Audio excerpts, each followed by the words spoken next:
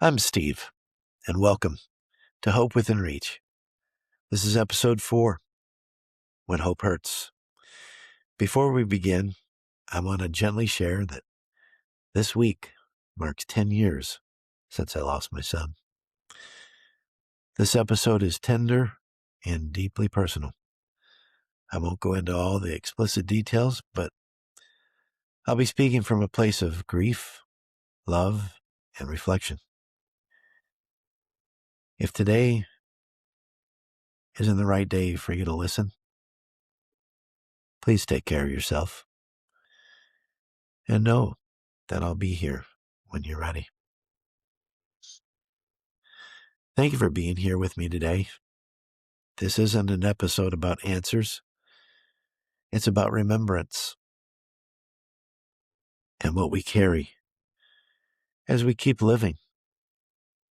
10 years ago, on Monday, February 2nd, 2016, Groundhog's Day, my life changed in a way I never could have imagined. I lost my son, Ben, 28 years old. There are moments in life that divide everything into before and after.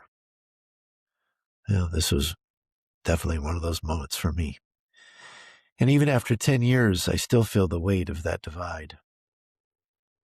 I want to say this gently and clearly.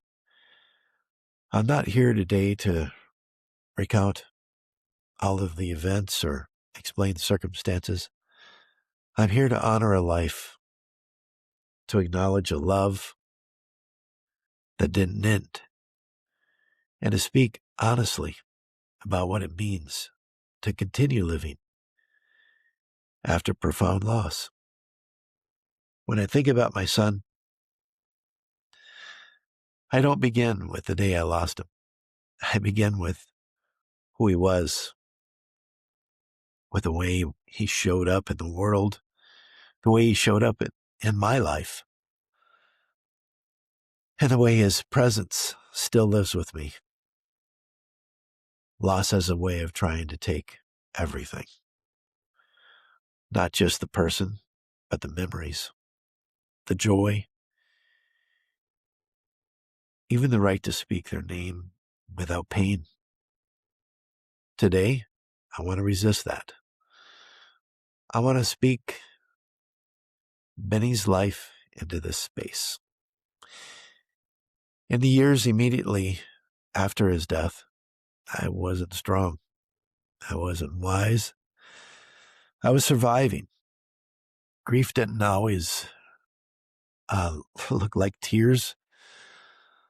Sometimes it looked like numbness. Sometimes exhaustion. Sometimes simply putting one foot in front of the other and calling that a day. If that sounds familiar, I want you to know something. There's nothing wrong with you. Grief doesn't move in straight lines. It doesn't follow schedules, and it doesn't respond to pressure to be okay. It simply asks to be carried. Today, 10 years later, I'm still carrying my son with me. Not in the same way I once did. In a way that continues to shape who I am, how I love, and how I show up in the world. And that's what I'm going to talk about. When I talk about my son, I don't want him remembered only through the lens of loss, more than the way he died. He was the way he lived. He was a son, yes, but he was also his own person with his own voice. Oh my goodness, he had an amazing voice. His own sense of humor, his own way of moving through the world. Oh, there are things about him that still make me smile. Small things, ordinary things.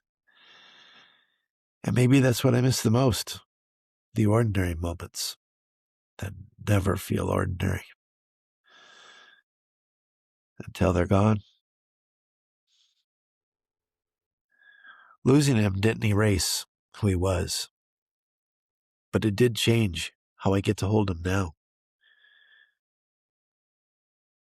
In the beginning, I didn't have a language for what I was experiencing. Grief wasn't something I understood. Still understanding grief. It was something I was submerged in. Those early months were less about feeling and more about functioning, learning how to exist in a world that no longer made sense.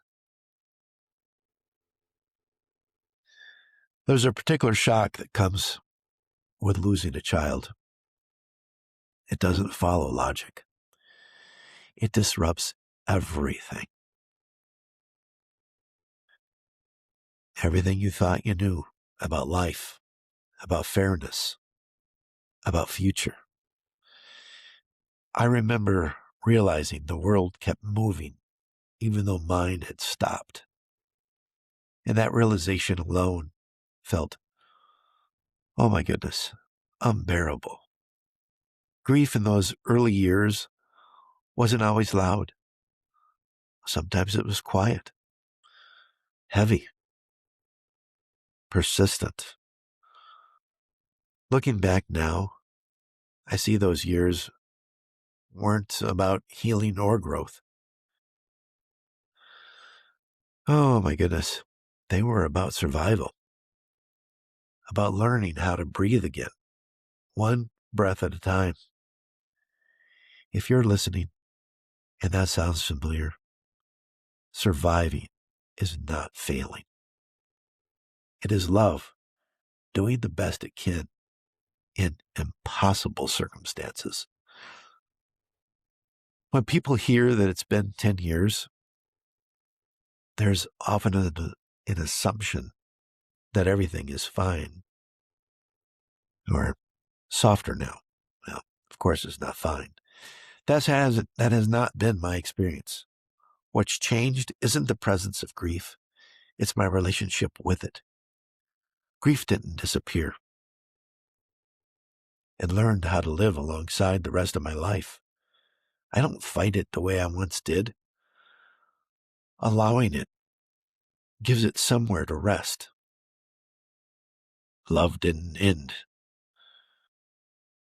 when Ben died. It changed and lost its power. Sometimes the only way I know how to explain that is through the moments where his life still meets mine. There are a few stories I've carried quietly for years. I knew they needed to live inside this episode. But, and not because they're easy to tell, but because someone listening right now might need to hear what love looks like when it continues. One of the most sacred memories, sacred moments of my life happened in a hospital hallway. The chaplain gently asked if I would like to go in and see Benny and say goodbye. Of course, I said yes. As we walked towards his room, I told her one of the things I was most grateful for, that Ben and I had no unfinished business. There were things left undone in life, but not between us. And boy, I'm so grateful for that. Some of my most meaningful memories with Benny didn't happen in moments of crisis, although certainly some did. They happened quietly around a pool table. Benny started shooting pool with me when he was just 11 years old at Shooters, a group of old timers there. Took him under their wing. Oh my goodness. They taught him the patience, focus, humility without realizing it. They helped shape him into a really good player and an even better young man. I still play pool today, and I can't take a single shot without thinking of him. And really, I think that's my secret weapon at the table. Oh, he's still there. I hear him cheering me on. You got this, Pops. Last year, when my grandson turned 11, I started teaching him how to shoot pool. Oh, just like his dad. Same age, same stance, same quiet concentration. Hope doesn't always show up loudly. Sometimes it shows up through tradition, through memory, through muscle memory. A lot of people used to say that Ben was wise beyond his years. I couldn't agree more. We had a little side hustle together. After one sales meeting, we sat down to recap how the call had gone. I was just about to start when he gently interrupted me. He said, Dad, before you tell me what I did wrong, would you please start by telling me what I did right? Oh, those words. They've never left me. I don't want to forget them. I live by them now. I lead with them. They've shaped how I conduct business to this very day. That was Benny, wise beyond his years, teaching his dad lessons he didn't even know he still needed to learn. Oh, so thankful for that. If you're listening tonight and it feels like hope is slipping through your fingers, I want you to hear this. Hope doesn't always look like relief. Sometimes it looks like remembering. Sometimes it looks like carrying something forward. And sometimes hope hurts because love was real. If you're carrying your own grief, I want you to know this. You're not alone. You don't owe anyone a timeline. You don't owe anyone strength. Your loss matters. Your love matters.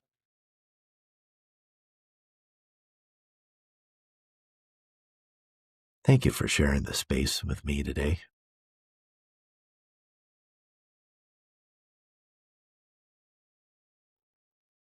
And for reminding me, and maybe yourself, that hope is closer than you think.